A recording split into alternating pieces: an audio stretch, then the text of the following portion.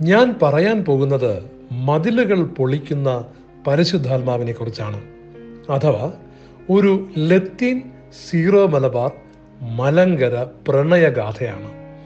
പണ്ടൊരിക്കൽ ഒരു കോളേജ് പ്രിൻസിപ്പലിന്റെ അടുക്കൽ പെൺകുട്ടികളുടെ മാതാപിതാക്കൾ സങ്കടവുമായി എത്തി. കോളേജ് വിട്ടു പോരുമ്പോൾ ചില കോളേജ് കുമാരന്മാർ അവരുടെ മക്കളെ കമന്റ് അടിക്കുന്നത്രേ. പ്രിൻസിപ്പൽ അവർക്കെതിരെ നടപടിയെടുക്കണം. ആരാണവർ? പ്രിൻസിപ്പൽ ചോദിച്ചു. ഞാൻ അവന്മാരുടെ ഫോട്ടോ എടുത്തിട്ടുണ്ട്, ഒരു പിതാവ് പറഞ്ഞു. ഫോട്ടോയും കാണിച്ചു. ആരാണിവർ? ഞാനിവരെ അറിയില്ലല്ലോ. പ്രിൻസിപ്പൽ അന്തം വിട്ടു. ജീൻസും പാൻസും ഇട്ട് കോളേജിന്റെ മുൻപിൽ പത്രാസ് കാണിക്കുന്നവരെല്ലാം കോളേജ് പിള്ളേരാണെന്ന് കരുതരുതേ. എന്തിനാണ് ഞാൻ ഈ ഉദാഹരണം പറഞ്ഞതെന്നോ? റീത്ത് വിരോധം പങ്കുവയ്ക്കുന്ന ആളുകൾക്കെല്ലാം തങ്ങളോട് മോശമായി പെരുമാറിയ ചിലരുടെ കഥകൾ പറയാനുണ്ടെന്ന് ഞാൻ മനസ്സിലാക്കിയിട്ടുണ്ട്. അവരെ സംബന്ധിച്ചിടത്തോളം അവരെ വേദനിപ്പിച്ച ആ മനുഷ്യരാണ് ആ റീത്ത്. അങ്ങനെയെങ്കിൽ ഞാൻ ഇനി പറയുന്നത് നിങ്ങളൊന്ന് കേട്ടു നോക്കുക. കേരളത്തിൽ അങ്ങോളം ഇങ്ങോളം പരിശുദ്ധാത്മാവ് ആഞ്ഞു വീശി രൂപപ്പെട്ട കരിസ്മാറ്റിക് നവീകരണത്തിൽ പലർക്കും കൂടെ പ്രവർത്തിക്കുന്നവന്റെ റീത്ത് അറിയില്ലായിരുന്നു. അറിഞ്ഞാലും അതൊരു വിഷയമല്ലായിരുന്നു. ജീസസ് യൂത്ത് കരിസ്മാറ്റിക് നവീകരണ മുന്നേറ്റങ്ങളിൽ എല്ലാ റീത്തുകാരും ഇടകലർന്ന് പ്രവർത്തിക്കുന്നതിന്റെ ആനന്ദവും ഭംഗിയും ഒന്ന് വേറെ തന്നെയായിരുന്നു. എന്നാൽ ഇവരെല്ലാവരും അവരവരുടെ രൂപതകളിലും റീത്തിലും മറ്റാരേക്കാളും സജീവമായിരുന്നു താനും. ഷാലോം ടിവിയെ ഒരു വൻ വിജയമാക്കിയത് 3 റീത്തുകളും ഒരുമിച്ചല്ലേ? പോട്ടയിലേക്ക് ഒഴുകിയെത്തിയത് ഏത് റീത്തെന്ന് നോക്കാതെയല്ലേ? ലത്തീനിലും മലങ്കരയിലുമുള്ള മനുഷ്യർ ഹൃദയത്തിൽ കൊണ്ടു നടന്ന ഇതര റീത്തുകളിലെ വൻ സുവിശേഷ സംരംഭങ്ങൾ എത്ര എണ്ണമാണ്! കൊച്ചി രൂപതക്കാരനായ വി അഗസ്റ്റിൻ കേരള സഭയുടെ ഇടുക്കി തങ്കച്ചനായത് ഇടുക്കി ഭാഗത്തുള്ള സീറോ മലബാറുകാർ അദ്ദേഹത്തെ നെഞ്ചിലേറ്റിയത് കൊണ്ടല്ലേ? മറ്റൊരു ലത്തീൻകാരനായ എഡ്വേർഡ് എടേഴത്ത് ലോകം മുഴുവനുമുള്ള സമസ്ത റീത്തിലും പെട്ട ജീസസ് യൂത്തുകാരുടെ എഡ്ഡിച്ചേട്ടനാണെന്ന് നിങ്ങൾക്കറിയാമോ?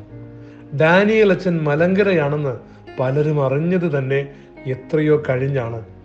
സീറോ മലബാറും ലത്തീനും ഒരുപോലെയാണ് അച്ഛനെ സ്വീകരിച്ചത്. കൃപാസനത്തിലേക്ക് ഒഴുകിയെത്തുന്നത് ലത്തീൻകാർ മാത്രമല്ലല്ലോ. അധികം പുറത്തുപോയി പ്രസംഗിക്കാൻ താല്പര്യം കാണിക്കാതിരുന്ന ജോസഫ് അച്ഛൻ ആദ്യമായി നടത്തിയ യൂറോപ്പ് പ്രോഗ്രാം അയർലൻഡിൽ സംഘടിപ്പിച്ചത് അവിടുത്തെ സീറോ മലബാർ സഭയല്ലേ? വരാപ്പുഴക്കാരി അജ്നയെ പറ്റി ലോകം മുഴുവൻ ഏറ്റവും അധികം പാടി നടന്നത് സീറോ മലബാർ യുവാക്കളാണ്.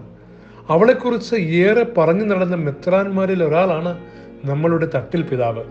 മാർപ്പാപ്പയെക്കുറിച്ച് ഏറ്റവും അധികം വാഴ്ത്തിപ്പാടുന്നതിലും മിഷണറിമാരെ കുറിച്ച് പഠിച്ച് ആവേശത്തോടെ പ്രചരിപ്പിക്കുന്നതിലും ലത്തീൻകാരേക്കാൾ മുന്നിൽ നിൽക്കുന്നത് സീറോ മലബാർ യുവാക്കളാണ്. ലത്തീൻ ആധ്യാത്മികതയുടെ ഭാഗമായി രൂപപ്പെട്ട ജപമാല, കരണക്കൊന്ത ഇതൊക്കെ ഏറ്റവും അധികം ചൊല്ലുന്ന പുരുഷന്മാരും സ്ത്രീകളും കുടുംബങ്ങളും ഏതെന്ന് ഓരോ റീത്തിലും നിങ്ങൾക്കറിയാവുന്ന 100 കുടുംബങ്ങളെ വെച്ച് ഒന്ന് താരതമ്യം ചെയ്തു നോക്കൂ. ഒരു റിസർച്ച് നടത്താൻ നിങ്ങളോട് തന്നെ ഞാൻ അഭ്യർത്ഥിക്കുകയാണ്. അതെ, മതിലുകൾ തകർക്കുന്നവനാണ് നമ്മളുടെ പരിശുദ്ധാത്മാവ്. ലത്തീനിൽ കരിസ്മാറ്റിക് നവീകരണം പച്ച പിടിച്ചത് വളരെ പതുക്കെ ആയിരുന്നത് കാരണം ആദ്യകാലത്ത് വളർന്നു വന്ന നമ്മൾ അറിയുന്ന ലത്തീൻ ശുശ്രൂഷകരെ എല്ലാം ലോകമെമ്പാടും കൊണ്ടു നടന്നതും സ്നേഹിച്ചതും സീറോ മലബാറിലെ സഭാധികാരികളായിരുന്നു. ലത്തീൻകാരും മലങ്കരയും ഒരുപോലെ ശാലോമും വചനോത്സവവും വിറ്റു നടന്നു. ഫിയാത്തിനെ പ്രോത്സാഹിപ്പിച്ചു, ക്രിസ്റ്റീനെ വിജയിപ്പിച്ചു. ഇതാണ് ഞാൻ കണ്ട ലത്തീൻ. ഇതാണ് ഞാൻ കണ്ട സീറോ മലബാറും മലങ്കരയും. പരിശുദ്ധാത്മാവിന്റെ നറുമണം തൂകുന്ന, ക്രിസ്തുവിന്റെ സ്നേഹം പരത്തുന്ന ദൈവത്തിന്റെ റീത്തിൽപ്പെട്ടവർ. മറ്റതാരാണ്? എനിക്കറിയില്ല. അവരാകണം നമ്മുടെ പ്രിൻസിപ്പളായ ഈശോ എനിക്ക് നിങ്ങളെ അറിയില്ല എന്ന് പറയാൻ പോകുന്നവർ. അവരെ കണ്ടാണോ നിങ്ങൾ റീത്തിനെ അളക്കാൻ പോകുന്നത്?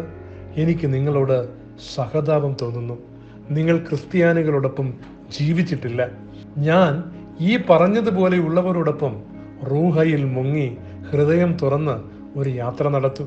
അപ്പോസ്തലന്മാരുടെ സാമ്പിൾ യൂദാസും കൂട്ടരുമല്ല, 11 പേർ വേറെയുണ്ട്. സ്നേഹത്തോടെ, ജോസഫ് ദാസൻ.